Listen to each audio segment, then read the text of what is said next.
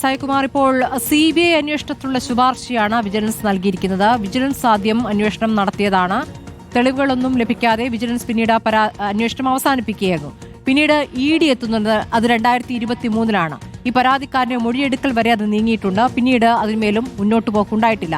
ഇപ്പോൾ CBI അന്വേഷണം ആവശ്യപ്പെട്ടുകൊണ്ട് പരാതിക്കാരൻ വന്നു എന്ന രൂപത്തിലാണ് വിജിലൻസിന്റെ ശുപാർശ വരുന്നത്. 6 മാസം മുൻപ് നൽകിയ ശുപാർശയാണെന്നുള്ള വിവരവും പുറത്തുവരികയാണ്.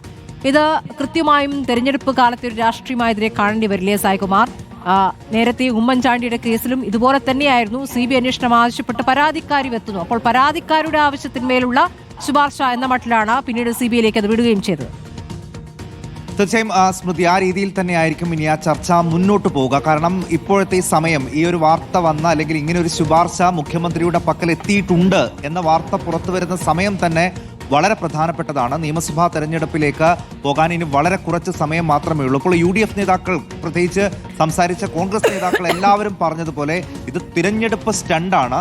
ശബരിമല സ്വർണ്ണക്കൊള്ള വിഷയം വലിയ വിവാദമായി കത്തി നിൽക്കുമ്പോൾ ആ വിഷയം ഏറ്റെടുത്ത് അതിൻ്റെ മുൻനിരയിലുള്ള പ്രതിപക്ഷത്തെ നായകനെതിരെ തന്നെ ഇങ്ങനെ ഒരു കേസ് കൊണ്ടുവരാനുള്ള സർക്കാരിൻ്റെ ഒരു നീക്കം എന്ന രീതിയിലാണ് ഇപ്പോൾ സംസാരിച്ച കോൺഗ്രസ് നേതാക്കൾ എല്ലാവരും ഒറ്റക്കെട്ടായി സംസാരിച്ചത്. അപ്പോൾ ആ രീതിയിൽ അതിനെ നേരിടാൻ തന്നെയാണ് കോൺഗ്രസിന്റെ പ്രധാനപ്പെട്ട നീക്കം. അപ്പോൾ ഈ ആരോപണത്തിന്റെ മുനയൊടിക്കാനുള്ള കോൺഗ്രസിന്റെ പ്രധാനപ്പെട്ട ആയുധവും ഇത് തിരഞ്ഞെടുപ്പ് സ്റ്റണ്ടാണ് എന്നാണ്. ഇപ്പോൾ അല്പം മുമ്പ് സംസാരിച്ച പ്രതിപക്ഷ നേതാവും അദ്ദേഹം വളരെ ആത്മവിശ്വാസത്തോടു കൂടിയാണ് സംസാരിച്ചത്. ഈ കേസ് എല്ലാ തരത്തിലും വർഷങ്ങളോളം അന്വേഷിച്ചതാണ്.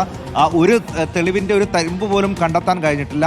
താൻ തെറ്റൊന്നും ചെയ്തിട്ടില്ല. ഇനി ഏത് അന്വേഷണം നടത്തിയാലും അതിനെ രാഷ്ട്രീയമായും നിയമപരമായും നേരിടും എന്ന വാക്കാണ് ഇപ്പോൾ പ്രതിപക്ഷ നേതാവ് നടത്തിയത്. അതോടൊപ്പം വിജിലൻസിന്റെ കണ്ടെത്തലുകൾ വായിച്ചു നോക്കിക്കോളൂ എന്ന് MV ഗോവിന്ദനുള്ള ഒരു മറുപടി കൂടിയായി. MV ഗോവിന്ദൻ ഇന്ന് അല്പം മുമ്പ് മാധ്യമങ്ങളോട് സംസാരിക്കുമ്പോൾ ഇതിൽ വിജിലൻസിന്റെ കണ്ടെത്തലിനെ കുറിച്ച് സൂചിപ്പിക്കുകയും ചെയ്തിരുന്നു. അപ്പോൾ എന്താണ് ഇതിൽ വിജിലൻസ് കണ്ടെത്തിയത് എന്ന് പ്രതിപക്ഷ നേതാവ് ചോദിക്കുകയാണ്. അപ്പോൾ എല്ലാ ഏജൻസികളും അന്വേഷിക്കുകയും ഒന്നും ഉണ്ടായിട്ടില്ല എന്ന് കണ്ടെത്തുകയും ചെയ്ത ഒരു കേസിലാണ് ഇപ്പോൾ വീണ്ടും ഇങ്ങനെ ഒരു ശുപാർശയുണ്ട് എന്നുള്ള വിവരം പുറത്തു വരുന്നത് എന്നാണ് പ്രതിപക്ഷ നേതാവ് പറയുന്നത്. നേരത്തെ പരാതിക്കാരൻ സംസാരിച്ചത് പക്ഷേ ഇതിൽ വിദേശ വിനിമയ ചട്ടം ലംഘിക്കപ്പെട്ടിട്ടുണ്ട്. ഒരു സാധാരണ വ്യക്തിയായാലും ഒരു ജനപ്രതിനിധി ആയാലും ഇങ്ങനെ പണം പിരിക്കുമ്പോൾ അതിന് കൃത്യമായിട്ടുള്ള അനുമതി വാങ്ങണം. ഏകദേശം 3-ലധികം അനുമതി വാങ്ങണം. ആ അനുമതികളൊന്നും വാങ്ങാതെയാണ് ആ പണപ്പിരിവ് നടന്നിട്ടുള്ളത്.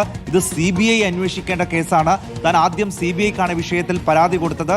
ആ പരാതി പിന്നീട് EDക്ക് കൈമാറുകയാണ്. അങ്ങനെ ED ഈ വിഷയത്തിൽ അന്വേഷണം നടക്കുന്നു. അങ്ങനെ കൃത്യമായൊരു ഫോക്കസിലേക്ക് അന്വേഷണം എത്തിയിട്ടില്ല. അതുകൊണ്ടാണ് ഇനി CBI ഒന്നുകൂടി ഇതിൽ ഫെമ ചട്ടലംഘനം നടന്നിട്ടുണ്ട്, ആ കാര്യം ഒന്ന് വ്യക്തമായി അന്വേഷിക്കേണ്ടതുണ്ട് എന്ന രീതിയിലേക്ക് പരാതി നൽകിയത്. മുഖ്യമന്ത്രിക്കടക്കം പരാതി നൽകുകയും ചെയ്തിരുന്നു. ഇനി ഇപ്പോൾ 6 മാസം മുമ്പ് ലഭിച്ച ഈ ശുപാർശയിൽ മുഖ്യമന്ത്രി എന്ത് തീരുമാനം എടുക്കുന്നു എന്നുള്ളതാണ് ശ്രദ്ധേയം. ശരി, മുഖ്യമന്ത്രിയുടെ തീരുമാനമാണ് ഇതിൽ ഏറ്റവും നിർണായകമാവുക, രാഷ്ട്രീയമായി കൂടി. സജോ ദേവസിലേക്ക്. സജോ, ഇപ്പോൾ പുനർജനി പദ്ധതി നേരിട്ട് പണം വാങ്ങിയ ഒരു പദ്ധതി നടപ്പാക്കിയിട്ടില്ല എന്നുള്ളതാണ് പ്രതിപക്ഷ നേതാവ് പറയുന്നത്. അന്ന് പറവൂർ അദ്ദേഹത്തിന്റെ മണ്ഡലം കേന്ദ്രീകരിച്ച് പ്രളയവുമായി ബന്ധപ്പെട്ടുണ്ടായ നാശനഷ്ടങ്ങൾ, അവിടെയുള്ളവർക്ക് വീട്, ജീവിതോപാധികൾ എല്ലാം എത്തിക്കാനുള്ള സംവിധാനമായിട്ടാണ് ഈ പുനർജനി തുടങ്ങിയത്. അത് തുടങ്ങിയത് ഒരു പാലമായി വർത്തിക്കുകയാണ്. ആവശ്യക്കാരെ ഈ സ്പോൺസർമാരുമായി നേരിട്ട് ബന്ധിപ്പിക്കുന്ന ഒരു പാലമായി പ്രവർത്തിക്കുന്നു എന്നുള്ളതാണ് കോൺഗ്രസിന്റെ വിശദീകരണം. ഇതെങ്ങനെയാണ് പിന്നീട് ഒരു കേസായി രൂപപ്പെടുന്നത് സജോ? സ്മൃതി, പുനർജനി പദ്ധതിയും പറവൂർ മണ്ഡലത്തിൽ പ്രളയ പുനർനിർമ്മാണം, ആളുകൾക്കുള്ള നിർധനർക്കുള്ള സഹായം എന്നീ നിലയ്ക്കാണ് ആസൂത്രണം ചെയ്യുകയും നടപ്പാക്കുകയും ചെയ്തിട്ടുള്ളത്. അതിനുവേണ്ടി ഫണ്ട് സ്വരൂപിച്ചിട്ടുണ്ട് എന്നത് വസ്തുതയാണ്. പക്ഷേ സാങ്കേതികമായി ആ കേസിന് എത്ര ദൂരം മുന്നോട്ട് സഞ്ചരിക്കാനാകും എന്നതാണ് ഇതിൽ പ്രധാനമായും പരിശോധിക്കേണ്ടത്. അതായത് കാതിക്കുടം ആക്ഷൻ കൗൺസിലിന്റെ ഭാരവാഹിയായ ജെയ്സൺ പാണിക്കുളങ്ങര അടക്കമുള്ള ആളുകളാണ് ഈ പരാതിക്കാരായി രംഗത്ത് വരുന്നത്. അവർ പ്രധാനമായും ആരോപിച്ചിരുന്നത് ഒരു സ്വകാര്യ സന്ദർശനത്തിന് അനുമതി എടുക്കുന്നു. സാധാരണഗതിയിൽ വിദേശത്ത് പോയി പണം സമാഹരിക്കണമെങ്കിൽ അതിനുവേണ്ടി പ്രത്യേകമായ അനുമതി വാങ്ങിക്കേണ്ടതാണ്. അങ്ങനെ ഒരു അനുമതി പലപ്പോഴും ലഭ്യമാകാറില്ല. കേന്ദ്ര സർക്കാർ പലർക്കും, സർക്കാരിന് തന്നെയും മുഖ്യമന്ത്രിക്ക് തന്നെയും കൊടുത്തിട്ടില്ല. അങ്ങനെ ആ കാര്യത്തിൽ പ്രാഥമികമായി തന്നെ നിയമലംഘനമുണ്ട് എന്ന വാദമാണ് മുന്നോട്ട് വയ്ക്കാൻ ശ്രമിച്ചത്. അതിന്റെ ഭാഗമായി അവർ ഈ പണസമാഹാരത്തിന്റെ, അതായത് പണം അഭ്യർത്ഥിക്കുന്ന, സംഭാവന വേണം എന്ന സഹായം അഭ്യർത്ഥിക്കുന്നതിന്റെ വീഡിയോ ദൃശ്യങ്ങളടക്കമുള്ള തെളിവുകളുമായാണ് പരാതി നൽകിയത്. വിജിലൻസിന് പരാതി നൽകി, EDക്ക് പരാതി നൽകി. EDയുടെ അന്വേഷണം, പ്രാഥമിക പരിശോധനയൊക്കെ പൂർത്തിയാക്കി. പക്ഷേ പിന്നീട് അത് മുന്നോട്ട് പോയില്ല.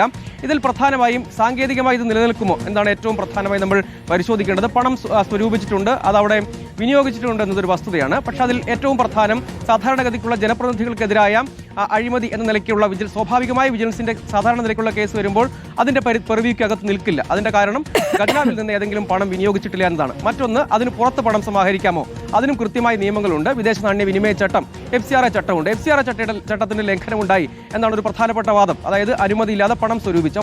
പക്ഷേ സാങ്കേതികമായി ഇക്കാര്യത്തിൽ കോൺഗ്രസ് പറയുന്ന ഒരു പ്രധാനപ്പെട്ട കാര്യം, ഇത് ഒരു NGOയിലേക്ക് ഈ പണം വരികയാണ് ചെയ്തത്, അല്ലെങ്കിൽ അങ്ങനെ സ്പോൺസർമാർ അതുവഴി ആ NGO വഴി ഈ അർഹതപ്പെട്ട ആളുകൾക്ക് കൈമാറുകയാണ് ചെയ്തത്. പുനർജനി നേരിട്ട് ഈ പണം കൈപ്പറ്റിയിട്ടില്ല. അങ്ങനെ വരുമ്പോൾ സാങ്കേതികമായി ഇത് നിലനിൽക്കില്ല. ഇനി FCRA ചട്ടത്തിൽ എന്തെങ്കിലും ലംഘനം ഉണ്ടായിട്ടുണ്ടെങ്കിൽ അത് EDക്ക് നേരിട്ട് തന്നെ പരിശോധിക്കാം. പരാതി EDയുടെ മുൻപിൽ ഉള്ളതും അങ്ങനെ ഒരു നടപടി ഉണ്ടായിട്ടില്ല.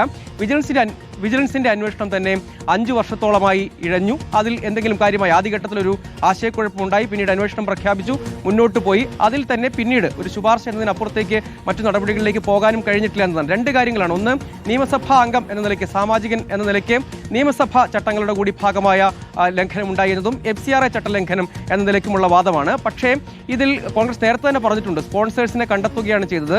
ആ സ്പോൺസർമാർ അർഹതപ്പെട്ട ആളുകളിലേക്ക് പണം കൈമാറ്റം ചെയ്യുന്ന രൂപത്തിലുള്ള ഒരു പദ്ധതിയായാണ് ഇതിനെ വിഭാവനം ചെയ്തിട്ടുള്ളത്. അതല്ലാതെ പുനർജനി എന്ന നിലയ്ക്ക് നേരിട്ട് ഈ പണം വിദേശ നാണ്യം സ്വീകരിച്ച്, അതായത് FCRA ചട്ടത്തിന്റെ, വിദേശ നാണ്യ വിനിമയ ചട്ടത്തിന്റെ ലംഘനം വരും വിധം എന്തെങ്കിലും ഒരു ഇടപെടൽ, പണ കൈമാറ്റം അല്ലെങ്കിൽ വിനിമയം ഉണ്ടായിട്ടില്ല. അതേസമയം ഗുണഭോക്താക്കളെ കണ്ടെത്തടക്കമുള്ള കാര്യങ്ങൾ ചെയ്തിട്ടുണ്ട്. അങ്ങനെ സഹായം വരുമ്പോൾ അവയുൾപ്പെടെയുള്ള കാര്യങ്ങളിൽ സഹകരിക്കുന്നതിൽ നിയമപരമായി തെറ്റില്ല. അതായത് FCRA ചട്ടത്തിന്റെ ലംഘനമില്ല. പണം കൈമാറ്റം ചെയ്യുമ്പോൾ മാത്രമാണ് അങ്ങനെ ചട്ടലംഘനം ഉണ്ടാവുക.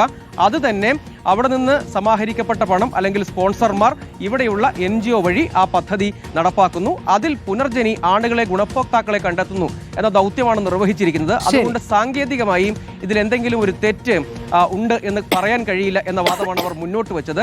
പണം സമാഹരിക്കുകയും വിനിയോഗിക്കുകയും ചെയ്തിട്ടുണ്ട്. പക്ഷേ സാങ്കേതികമായി അതിനെ എത്രത്തോളം കേസ് എന്ന നിലയ്ക്ക് മുന്നോട്ട് കൊണ്ടുപോകാൻ കഴിയും എന്നാണ് ഇതിൽ പ്രധാനപ്പെട്ട ചോദ്യം. ശരി.